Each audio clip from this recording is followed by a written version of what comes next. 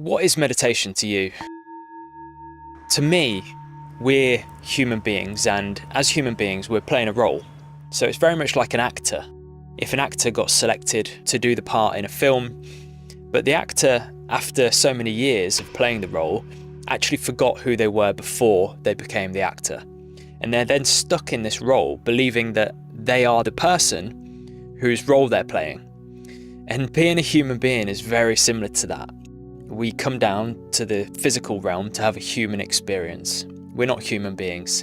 This body isn't mine. The name that I take on is not me. It's very much temporary. It's part of this act. But over many, many lifetimes, we've become consumed by the world. We've become attached to the world, and we've actually forgotten who we were before we became a physical being, before we experienced this human existence. But at some point along the journey, quite often it's when people will reach a point of immense hardship and suffering, because oftentimes we don't strive for change until we feel deprived so much of something. Often for people that is peace and comfort and contentment. That's when we start pursuing this goal really of understanding who we really are beyond the mind and body.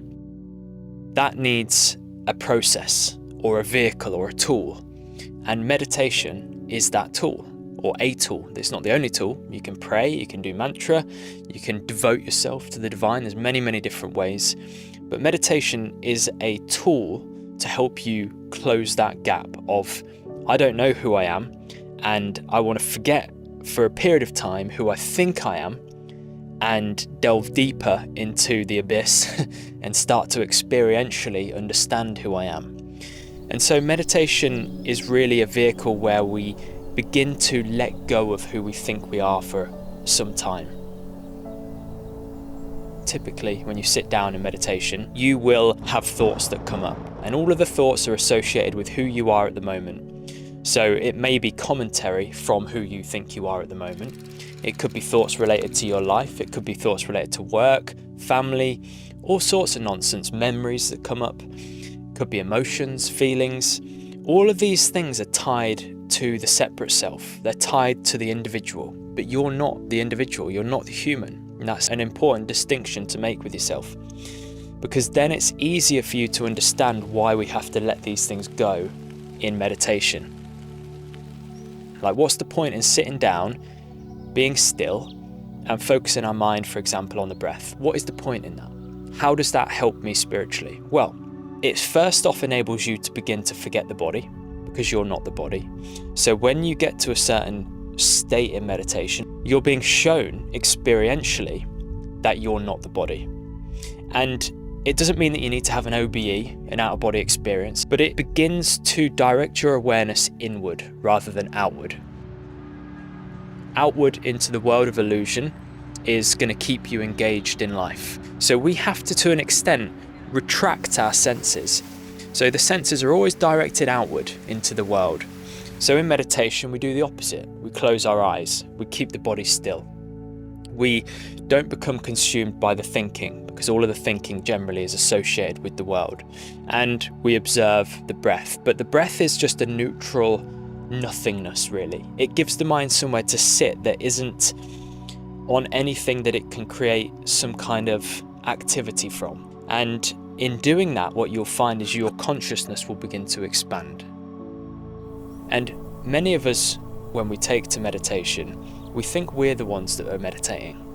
But what you'll come to understand and realize more, if this isn't something that you understand already, is that we're not the doers. We think we're the ones that are meditating. All we really do is we sit down and we show intent by showing up. But the divine is the energy or the essence that meets us there, and when that communion takes place, that's true meditation. When you're becoming divine, when you're experiencing yourself as the divine more and more, that's a true form of meditation. But we're not the ones that do it, which is a really important distinction to make clear. And this can be understood in a different way. People will often say, I achieved such financial success and grew my business to such an extent that I'm now financially free. They take all the credit for themselves. But what they forget to remind themselves of is that the body that they use to do that has so many functions that take place without them doing a thing. So their heart beats without them trying. They breathe without thinking about it. The digestive system works without any conscious thought at all. So the very vehicle that they used in order to become financially successful wasn't under their management, or only to a small degree, but there's many functions that take place without them even knowing. Yet they say they're the ones that achieved it. So can you see the gap there in truth? How it's only a partial truth that you got somewhere, or you achieved such and such thing. Meditation is the same. Yes, we show up. Yes, we need to make the effort. Yes, we have to sit down and make time and, sacrifice something, which might be, rather than watching a film at night, you go and sit down and meditate for half an hour. So yes, there's sacrifice, and we have to put in some small amount of effort. But what happens from there really isn't much of our doing. The doing part comes from the divine. And this is a really important distinction that people have to understand, because it humbles you. It rather than making you proud, which is where spiritual ego comes in, it actually humbles you and makes you realize that you aren't what you think you are, and that the very part of you that you're actually trying to understand is the thing that's actually controlling everything. Meditation is a tool that takes you from ignorance to experiential understanding, and it is a vehicle to take you out of this role of an actor that you've become consumed in, and I've become consumed in, and allow us to remember and experience who we really are. So eventually when we get to the point where we say, I'm now back in the role that I was always in, and the role that I thought I was, i.e. the human being, is now just something that I do as a job. It's now just something that I do as my acting role, but I'm not it. So as Jesus said, in the world, but not of the world. In the role of the actor, but not of the actor. Meditation is really you transitioning into who you really are, which is the divine. So in a sense, it's a communion with God.